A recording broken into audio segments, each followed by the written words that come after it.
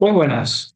Hoy vamos a renovar la corrección del último examen de mayo de 2025, el que han puesto en Cataluña. Que bueno, que sea el que ha salido en Cataluña, las preguntas son del Banco de Fomento, que por cierto, ayer, día 29 de mayo, han modificado el banco de preguntas. Ya haré un vídeo con las preguntas nuevas que han introducido, que no son muchas, son poquitas, como un poco más que un test quizás, y ya lo haremos, ¿vale? Ahora mismo vamos a corregir el examen de mayo, el de mercancías. El otro día haremos el de viajeros. Voy a intentar que no dure mucho el vídeo, pero vamos, 2 horas va a durar seguro. Y voy a intentar cortarlo con lo poquito que sé para poderlo subir a varias redes sociales diferentes, ¿vale? Así pues, comenzamos. Os comparto la pantalla. Mirad, aquí tenemos el examen. Como veis, es del 14 de mayo, a las 4 de la tarde. El modelo A de mercancías y la duración de 120 minutos. Tenéis 2 horitas para hacer el examen. Si habéis hecho los test, tiempo más que suficiente para hacer el examen. Os da tiempo a hacerlo y repasarlo y salir 1 hora antes. Que por cierto, en otro vídeo os voy a poner el banco oficial que lo han modernizado, el que podéis ver en la página web directamente de Fomento y está muy bien, muy bien. Pero vamos a ver este test. Comenzamos por la número 1. La primera pregunta dice, en una distribución correcta de la carga en la caja de un camión, la respuesta correcta es la A, dice que las partes más ligeras tienen que estar encima de las más pesadas. El tema de la estiba lo repasamos rápidamente. La estiba es el arte de subir las mercancías al vehículo, pero no solo cargándolas encima de él, no solo subiéndolas encima del vehículo, sino colocándolas de forma segura, de tal manera pues que no se muevan, no desestabilicen el vehículo, que no puedan caer, que no puedan emanar gases, polvo, desprenderse, etcétera, ¿vale? O sea, la estiba es más que cargar, ¿eh? Y veréis también los que estáis haciendo test que preguntan qué es la estiba, ¿eh? La estiba es ese arte que os acabo de explicar.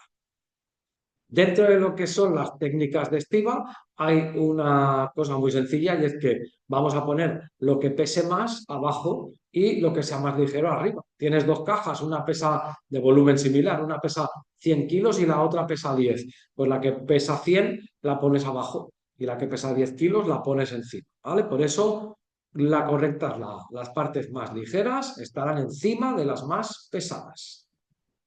Pregunta 2. El transporte es económicamente relevante por el efecto arrastre que ejerce sobre otros sectores. ¿Cómo? Pues la correcta es la D de Dinamarca, que dice que todas son correctas. Fijaros, el transporte da trabajo, ¿eh? Hoy en día da trabajo a bastante más del 4% de la población activa, ¿eh? No llega al 5%, pero casi. O sea, de cada 100 personas que tienen trabajo, casi 5 de ellas trabajan en el sector del transporte. Pero claro, está el transporte propiamente dicho y luego hay una serie de actividades económicas anexas al transporte que también viven gracias a él, ¿vale? Es lo que dice aquí un efecto arrastre. Hay empresas que sin ser de transporte se ganan la vida gracias a que existen las de transporte. Por ejemplo, la dice, las empresas de fabricación de vehículos y sus componentes, estas viven del transporte. Imaginaros los fabricantes de camiones y de autobuses. Gracias a que existe este transporte profesional, se ganan la vida. Luego están también las empresas de venta de carburantes que son las gasolineras. En España, mirad qué datos voy a dar, que también es otra pregunta de examen. En España, el 40% de la energía la consume el transporte. El 40% de la energía la consume el transporte, ¿eh? Y de ese 40%, el 80% la consume el transporte por carretera. En concreto, más o menos, ¿eh?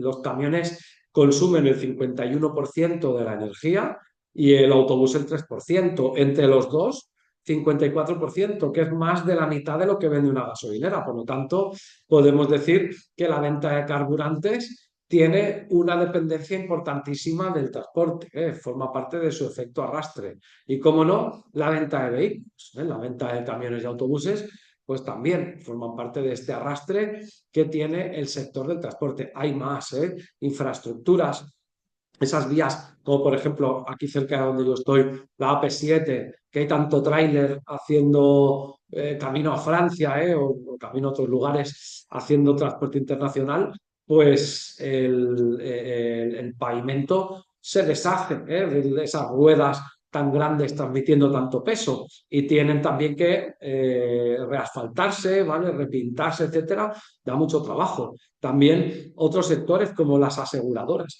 Pensad que en un camión hay, dijéramos, dos seguros, el del vehículo y el de la mercancía. En un autobús está el seguro del vehículo y el seguro del viajero. Por lo tanto, las aseguradoras también forman parte de ese efecto arrastre del transporte. O sea, que hay un montón de negocios que gracias a que existen del transporte, también viven ellos.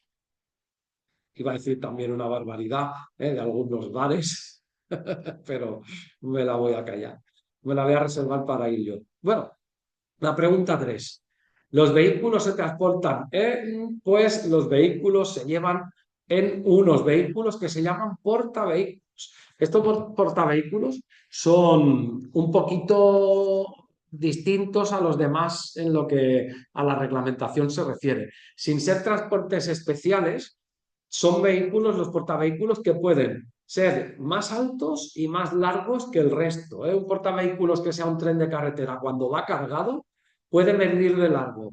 En vez de 18,75 puede medir 20,55, siempre que vaya cargado. Y de altura puede hasta 4,5, cosa que la norma general es que un vehículo puede medir 4 metros de altura. ¿Vale? Así es que la buena es la D de dantesco, portavehículos. Luego están también en esta respuesta que no son correctas, la respuesta C que dice capitonés, esta sale en las convocatorias también. El capitoné es el camión típico de mudanzas. ¿Sabéis? Ese que por dentro las paredes son blanditas y tal, que están hechas para no dañar a los muebles, pues ese es el capitoné. La 4 no es un coste medioambiental derivado del transporte. Vamos a ver, en esta la correcta es la D, que todas las respuestas son incorrectas. Cuidado con esto, porque la pregunta está hecha en negativo y además la correcta habla de las incorrectas. Esta es una pregunta que si estuviera hecha en positivo, si estuviera hecha en positiva, no sería difícil, pero al estar hecha en negativo gana dificultad. Porque, mirad, si es coste medioambiental consumir energía, y nos preguntan algo que no sea. Y consumir energía sí es un coste medioambiental, porque consumir energía, por ejemplo, gastar gasoil, pues contamina, que está directamente relacionada con la B, que dice la emisión de gases nocivos a la atmósfera. Pues bueno, quemar ese gasoil, consumir la energía que dice la A, genera gases nocivos a la atmósfera. Y también los motores, sobre todo los motores de combustión, hacen ruido y se produce contaminación acústica, el claxon también, las ruedas sobre el pavimento. Por lo tanto, estas tres cosas que dicen la A, la B y la C sí son costes medioambientales y nos piden algo que no lo sea. Por lo tanto, la respuesta D es la correcta, que dice que todas son incorrectas. Qué malos son, ¿eh? O sea, nos complican, en vez del contenido, que sería lo interesante, nos complican la manera de preguntar, como si fuéramos aquí expertos lingüistas y en sintaxis y en otras historias. Bueno, pues nos vamos a la 5, que viene después de la 4.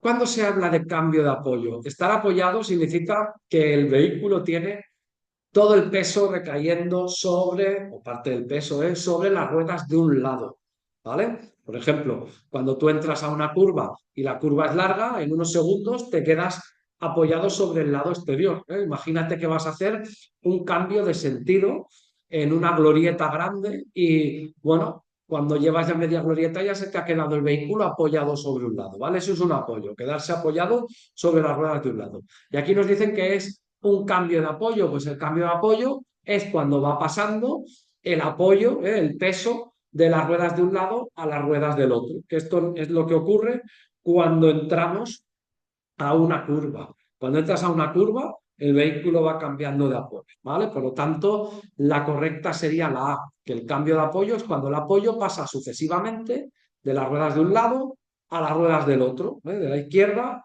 a la derecha. Pues tengo mi compañera ahí que habla con el altavoz de los teléfonos que me está dejando solo. No sé si la oís. Las 6, pregunta 6. ¿Qué función, supongo que se ve, ¿no? A ver si lo puedo hacer un poquito más grande, que se vea mejor. Sí. ¿Qué función, entre otras, tiene la suspensión de un camión? Pues la suspensión tiene varias funciones. Una de ellas, que es la respuesta D, es evitar que las imperfecciones del terreno, las irregularidades del terreno, se transmitan dentro del habitáculo. O sea, tenemos la suspensión, ¿no? Muelles y amortiguadores que van a hacer pues, que dentro del habitáculo no recibamos tanta bote, tanta irregularidad del terreno. Esa sería una función, respuesta D. Pero luego hay otras funciones, como importantísimas, como mantener al vehículo el máximo tiempo posible horizontal, ¿vale? Que se mantenga paralelo al suelo. Y otra función también sería que estemos cómodos, ¿eh? Mejorar el confort. Son varias, ¿eh? Pero aquí la correcta sería la D. 7. ¿Cómo se denomina la resistencia al movimiento de un camión que proviene del aire? Se llama resistencia aerodinámica o al aire, que es la respuesta B. Os explico un poquito cosas que salen muchísimo. Primero, ¿qué es una resistencia? Esto lo vais a ver, creo que en este mismo examen está más adelante. Una resistencia, además está en varios temas, ¿eh? Está tanto en la parte específica como en las materias comunes. La resistencia es una fuerza que se opone al movimiento. Eso es una resistencia.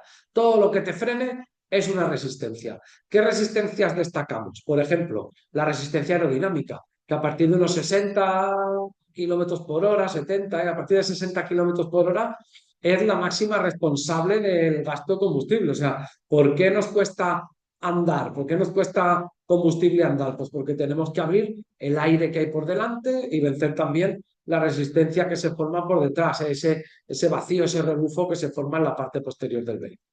Otra resistencia es la resistencia a la pendiente, que esta solo la vamos a tener cuando vamos cuesta arriba. Otra resistencia se llama resistencia a la aceleración, que puede ser positiva o puede ser negativa, ¿vale? Esto es que cuando quieres aumentar la velocidad, siempre cuesta energía aumentarla. Los que tengáis contador de consumo en vuestro salpicadero, ponerlo. Y, por ejemplo, cuando pasáis de 20 kilómetros por hora a 60, cuando vais acelerando, veis ahí como el consumo instantáneo aumenta una barbaridad. A mí se me saltan las lágrimas cuando acelero. Prefiero quitarlo porque me pone ahí 23 litros a los 100, bueno, una barbaridad. Y claro, eso son esas resistencias a la aceleración. También cuando frenamos, que eso es la aceleración negativa o deceleración, también cuesta. En un vehículo tocas el freno y no se queda quieto, el acto se empuja así a sí mismo, que tiro la cámara, casi me doy con la cámara, y cuesta también frenarlo, ¿eh? Por último tenemos, vale, dicho, la resistencia a la aceleración, la resistencia a la pendiente, la resistencia a la dinámica y me quedaría la resistencia a la rodadura o al rozamiento, que es la que se produce en el punto de contacto del neumático con el suelo. O sea, destaco estas 4 resistencias, que siempre que hay alguna preguntita, una o dos, tres, puede haber, de 1 a 3 puntitos los tenéis que tener ganados porque estas preguntas de la resistencia son muy fáciles. Son todas las cosas que te frenan. La 8. El conductor de un camión, ¿en qué puede convertir la velocidad de giro del cigüeñal mediante la caja de cambios a través de las diferentes relaciones de engranajes? A veces las preguntas, como son largas, cuando llegamos al final no nos hemos enterado de lo que nos han preguntado. Por eso es tan importante que os hagáis los test. Con cualquier aplicación. Yo normalmente recomiendo a EOL, ¿vale? Y no tengo comisiones ni tengo nada con ellos, pero recomiendo esta porque está muy actualizada. Yo, por cierto, los tengo que llamar para preguntarle, a ver, porque ayer, como os digo, antes de ayer se actualizó el banco de preguntas. A ver, seguramente en poquísimos días las tienen ya. Pero bueno, que si os hacéis los test, las preguntas luego son iguales, por eso aunque sean largas o raras como esta, luego la identificáis rápidamente y la contestáis a piñón, ¿vale? En este caso la respuesta correcta es la B, ¿vale? Que la caja de velocidades con las diferentes relaciones de engranaje, es decir, con los distintos tamaños de piñones que tiene, lo que hace es que puedes elegir distintas velocidades de giro de las ruedas. Por ejemplo, pones la primera, pues la velocidad de giro de las ruedas es lenta, ¿eh? Por otro lado, habrá mucho par, mucha fuerza. Luego, si pones la quinta, pues las ruedas irán a una velocidad más rápida. Eso lo estás haciendo con la caja de velocidades, ¿eh? Por eso la correcta es la B, que se va a transformar en distintas velocidades de giro.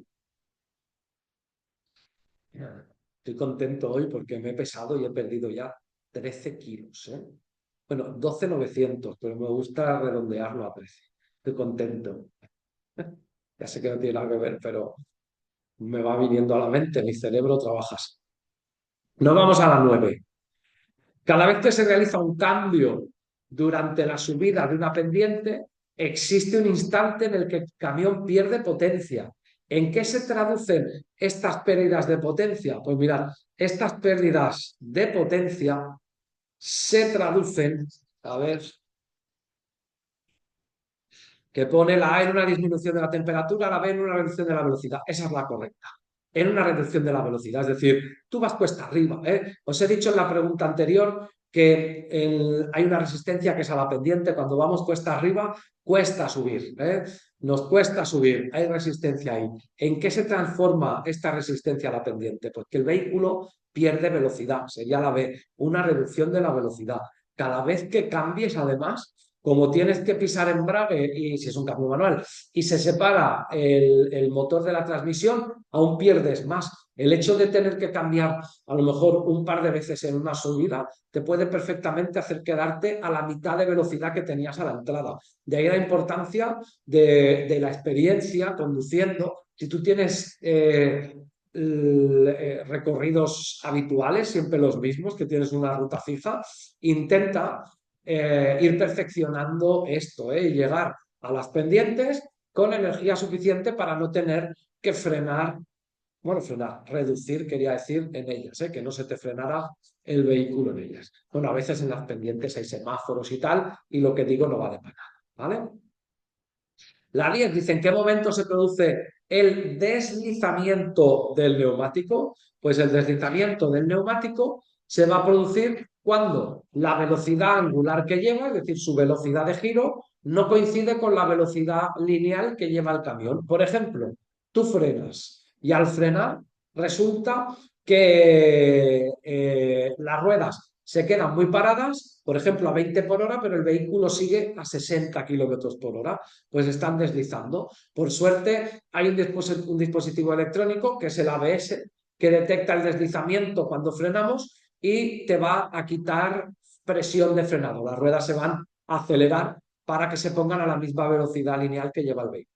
También te puede pasar ese deslizamiento cuando aceleras. Pegas un acelerón muy fuerte y las ruedas se ponen a 60 por hora y el vehículo tiene una velocidad lineal de 20 por hora. ¿Qué ha pasado ahí? Pues que están deslizando también. Que por cierto, si tienes ASR, eso no ocurre o hay menos riesgo de que ocurra dentro de su límite de actuación. La 11, muy común esta pregunta, la he visto en muchas convocatorias. La Ley de Ordenación de los Transportes Terrestres considera la actividad de almacenista-distribuidor como una actividad auxiliar y complementaria del transporte. Hay muchas actividades que, como son auxiliares y complementarias de transporte, requieren de autorización de transportes. En los temas en clase hemos visto las distintas autorizaciones que hay, ¿no? Por ejemplo, las de la clave MPC, que quiere decir transporte de mercancías privado complementario. Esto sería, por ejemplo, un... estoy grabando. A ver, un segundo. Sí, estoy grabando. No sé lo que está diciendo. Ah, sí, la autorización MPC, que es una empresa que no es de transportes, pero tiene camiones. Imaginaros, por ejemplo, un frutero que tiene una frutería muy grande y tiene un camión de más de 3.500 kilos y tiene que solicitar esta autorización MPC. Luego están las empresas de transportes, las que tienen vehículos ligeros, que son para autorizaciones MDL, los que tienen entre 2 toneladas y 3,5, y los MDP, MDL quiere decir ligero, y MDP pesado. MDP, que son los que tienen camiones de más de 3.500 kilos. Estos son las empresas que tienen vehículos, pero luego están también las auxiliares y complementarias del transporte, como por ejemplo almacenistas distribuidores. Si imaginaros, pues no sé, que yo hago como Amazon, ¿no? Que tengo un almacén y aquí hago un acopio de mercancías para luego distribuirlas. Pues me tengo que dar de alta en la administración, ¿vale? Y la autorización se llama OT, que son operadores de transporte, ¿vale? Se consideran actividades auxiliarias y complementarias del transporte. Hay también las agencias, ¿no? Que son estos intermediarios, gente muy viva, gente muy espabilada, que ponen en contacto a transportistas con cargadores, se quedan una comisión, ¿vale? Evidentemente, pues, al transportista le va bien que no tiene que buscarse la faena, ¿vale? Y están también los transitarios que hacen lo mismo, pero mediando en el ámbito internacional. Hay las bolsas de carga, que son estas aplicaciones que hay por Internet, donde también se conectan cargadores y transportistas. Hay también bueno, otros que ahora se me han olvidado. ¿Vale? Nos vamos a la 12. Los almacenistas distribuidores, al contratar el transporte para la distribución de las mercancías que tienen en depósito, lo harán en nombre propio. Es evidente. Siguiendo con la pregunta anterior, si yo tengo un almacén y yo tengo aquí almacenadas mercancías y ahora las voy yo, dijéramos, a revender, ¿vale? Las voy a distribuir, pues llamo a una empresa de transportes y digo, pues soy la empresa tal, ¿no? Y contrato en mi nombre, porque las mercancías las tengo yo depositadas en mis instalaciones. Así es que contrato yo en nombre propio. Según el acuerdo ATP, que es un vehículo identificado con las letras FRC, mirad, esto es muy fácil. Parece un rollazo, cuando vemos letras, pero es súper fácil. Que tengo una pizarra detrás, voy a explicaros la pizarra, que veréis qué sencillo es, y vais a tener un par de puntitos ganados, ya veréis.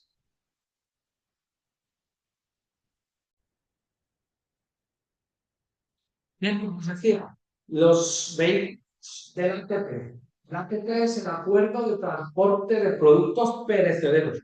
Es la normativa que regula cómo se tienen que transportar los productos, por ejemplo, alimenticios, ¿vale? Por ejemplo, la carne picada a 2 grados, ¿vale? Pues bueno, cada producto tiene su propia temperatura de ser transportados. Entonces, en los vehículos, en los costados, van a ir unas señales, unas marcas con unas letritas y vais a ver qué sencillas son. Las letras que podemos encontrar en primera posición son la letra I, que quiere decir isotermo. Por otro lado tenemos la letra F, que quiere decir frigorífico. Por otro lado tenemos, no sé si se ve bien, pero bueno, oírse supongo que sí. Luego tenemos la letra C, que quiere decir calorífico. Y por último, la letra IFC, R, que quiere decir refrigerante. Entonces, un vehículo va a llevar en sus costados, a la izquierda y a la derecha, una marca similar a esta que estoy poniendo aquí. Entonces, si la primera letra es una F, quiere decir que ese vehículo es frigorífico. Si la primera letra en vez de una F es una I, es que es isotermo, una C calorífico y una R refrigerado, ¿vale? Después tenemos la segunda letra. La segunda letra puede ser o bien una N o bien puede ser una R. Puede ser una N o una R, ¿vale? Si tenemos una N quiere decir frigorífico normal, de anchura normal, es decir, que no excede de 2,55 de anchura. Y si la segunda letra es una R, quiere decir de anchura reforzada. De anchura reforzada. eso quiere decir que puede medir hasta 2,60, ¿vale? O sea, la primera letra nos dice tipo de vehículo, isotermo, frigorífico, calorífico, refrigerante. Y la segunda te dice si es normal o reforzado. Es obvio que en este tipo de vehículos algunos están reforzados precisamente para que no se produzca el intercambio de temperatura. Luego tenemos la tercera letra. La tercera letra sería la temperatura, ¿vale? En el libro tenéis una tabla y te dice pues clase C, clase A, en frigoríficos tengo que recordar que hay 6 letras, A, B, C, D, E y F. Y cada letra es un rango de temperaturas, ¿vale? Mirad, sí que sale alguna pregunta de temperaturas, pero yo no me la aprendería. Yo no me desgastaría en aprenderme el rango de temperaturas de la última letra, porque la mayoría de preguntas, aunque no todas, la mayoría las podéis sacar recordando esto, ¿vale? La primera letra del tipo de vehículo, la segunda si es normal o reforzado, ¿vale? Y luego, aquí abajo nos pone la fecha de expiración de la autorización. Si caduca en mayo de 2025, en junio de 2025, nos lo va a poner ahí, ¿vale? Y deciros también que si aparece una letra X quiere decir que no es autónomo. Quiere decir que si apagas el motor, se te apaga el frigo, ¿vale? Si no viene la X, quiere decir que tiene un motor aparte. Y aunque apagues el motor del vehículo, el frigo sigue funcionando si lo tienes en marcha, ¿vale? Bueno, pues volvemos a esa pregunta, un segundito, y la repasamos con esto que os acabo de explicar. Bien, pues volviendo a la pregunta, que era la 13, según el acuerdo ATP, ¿qué es un vehículo identificado con las letras F, R, C? Muy sencillo, muy sencillo. Sería la de la buena. Es un vehículo, como empieza por F, frigorífico. Segunda letra, una R, reforzado. Y luego de la clase T, pues la temperatura del vehículo. 14. El transporte de mercancías que no sobrepasa los límites de un país, es decir, no sale fuera de ese país, se conoce con el nombre de transporte interior. Mirad, los transportes se pueden clasificar de muchas formas, de muchas maneras. Por ejemplo, según su naturaleza, los hay públicos o privados. Según su ámbito, como en este caso, hay interiores, que son los nacionales, e internacionales. Según su objeto y régimen jurídico, pues hay ordinarios y especiales, según el objeto transportado, de personas y de mercancías, ¿vale? Bueno, en este caso, pues si no sobrepasa los límites de un país, es interior, que quiere decir lo mismo que nacional. 15. Cuando la actividad principal de la empresa sea el transporte de mercancías, los servicios de este tipo que realice no podrán considerarse, pues si dice que la actividad principal de la empresa es llevar mercancías, que es una empresa de transportes, pues no podrá considerarse de carácter privado complementario.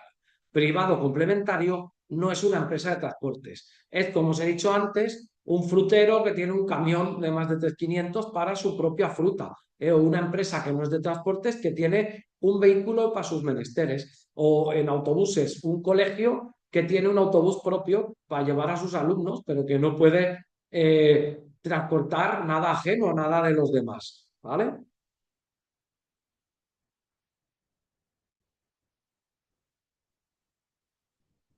La 16.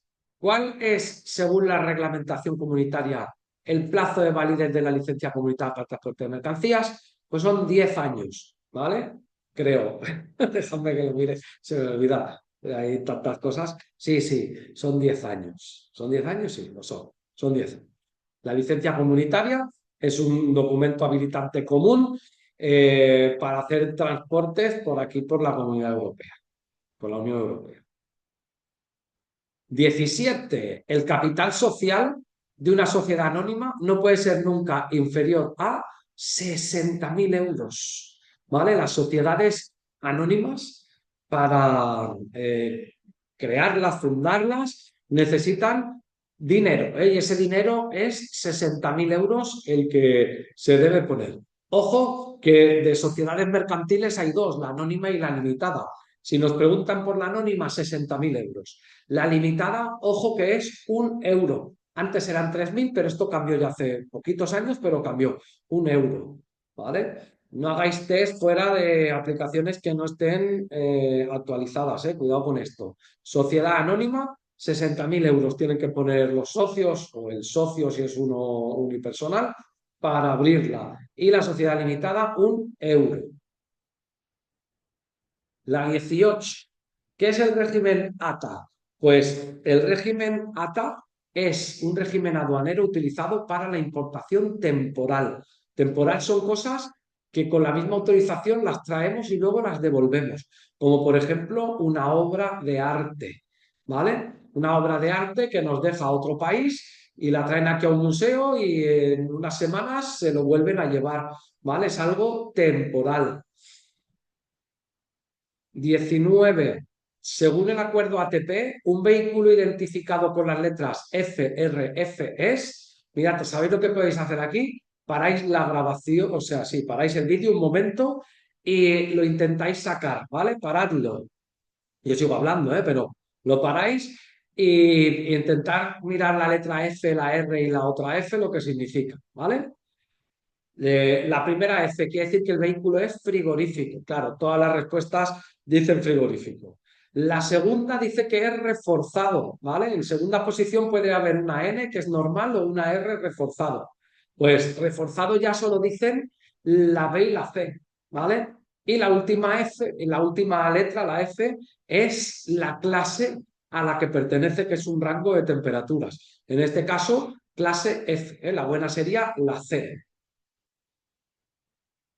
La 20, en una sociedad laboral, ¿qué parte del capital puede poseer cada socio como máximo normalmente, salvo que esta sociedad laboral esté constituida por el Estado, las comunidades autónomas o las entidades locales? Pues es una tercera parte.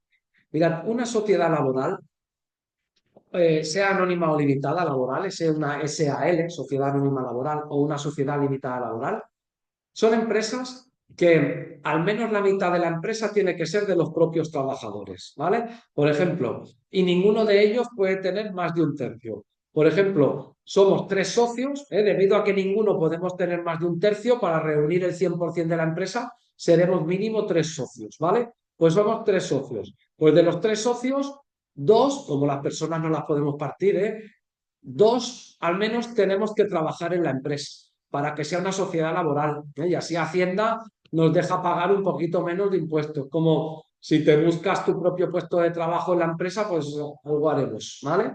Entonces, en las laborales habrá mínimo 3 socios porque ninguno de ellos puede tener más de un tercio de la empresa, ¿vale? Y si somos 3, que es lo mínimo que habrá, pues por lo menos 2 trabajan en ella. Y luego puede haber un tercer socio que tenga acciones o participaciones de clase general que no tiene por qué trabajar en la empresa, ¿eh? Puede trabajar en otro sitio o estar en su casa tocándose las narices. ¿Qué más quería comentar de estas empresas? Bueno, hay excepciones, ¿eh? Si uno de los socios es una administración de estas, como dice la pregunta, el Estado, comunidad autónoma, los ayuntamientos, en ese caso pueden tener más de un tercio.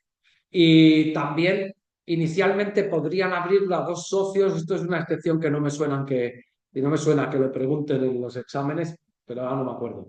Pero que sí que he estudiado, que es que podemos abrirla entre 2 socios y en 36 meses máximo nos tenemos que buscar un tercero, ¿vale? Esa sería una de las excepciones que hay. Pero bueno, la norma general sí es laboral, ¿eh? Laboral es de trabajo. Quiere decir que mínimo habrá 3 socios porque ninguno puede tener más de un tercio y 2 de los 3 tienen que trabajar en la empresa. No pueden estar trabajando fuera o tocándose las narices. La 21. ¿Cómo afecta la estabilidad del camión? ¿Cómo afecta a la estabilidad del camión el uso correcto del freno de servicio? Pues evitando el desplazamiento excesivo de la carga. Mira, frenar es siempre una acción desestabilizadora, siempre. Frenar siempre desestabiliza, siempre, absolutamente siempre, porque se nos viene hacia adelante la mercancía. De ahí que tiene que estar muy bien estibada para que no se nos mueva, ¿vale? Por lo tanto, usar correctamente el freno, es decir, usarlo de forma progresiva, usarlo con suavidad, intentando frenar primero, dejando de acelerar, etcétera, va a evitar un desplazamiento excesivo de la carga, ¿vale? Por lo tanto, la correcta es la C. 22.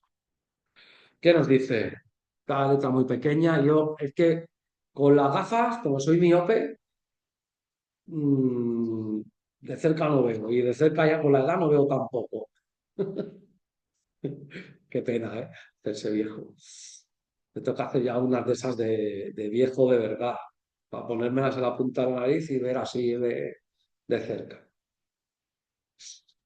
La 22 dice, cuando la masa del camión es elevada durante la circulación en una pendiente ascendente, pues si la masa es elevada, es decir, si el camión va muy cargado, pues se requiere, como dice la A, que es la correcta, más esfuerzo, es decir, que pisen más el pedal del acelerador para mover el vehículo y se tendrán que realizar más cambios de marcha que si fueras vacío, ¿vale? Que a lo mejor lo has calculado muy bien y no tienes que cambiar, pero lo normal es que si pesa más, probablemente vas a cambiar más, porque le va a costar subir y vas a tener que reducir una o dos marchas con más probabilidad que si lo llevaras vacío. 23. ¿Cómo se denominan los diversos elementos que se oponen al movimiento del camión? Os lo decía hace unos minutos. Las fuerzas que se oponen al movimiento del camión se llaman resistencias. Resistencias. 24.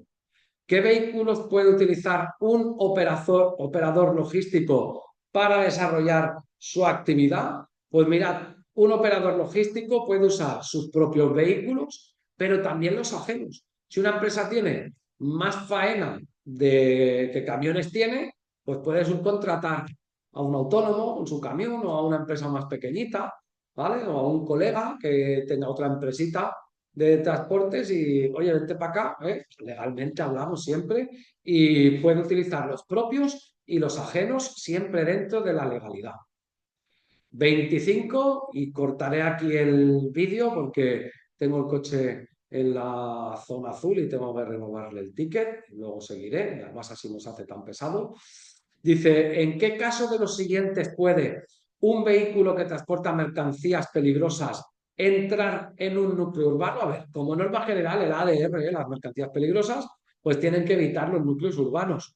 Si hay una circunvalación o ronda o variante, tendrá que utilizarla antes de cruzar el pueblo. O si hay varias rondas, la más exterior al pueblo utilizará, intentará ir siempre el máximo tiempo de kilómetros por autopistas y autovías y carreteras que tengan la plataforma desdoblada, es decir, que aunque sean carreteras convencionales tengan mediana y tal, o sea, los camiones de ADR pues tienen que intentar circular por los lugares más seguros, pero a veces tienen que entrar a los pueblos. ¿Cuándo? Pues por ejemplo, cuando tenga que ir a una empresa que esté dentro de una población, evidentemente, como dice la D, si se dirige a realizar una operación de descarga en el núcleo urbano, pues tendrá que entrar, ¿vale? La buena sería la D de Dinamarca.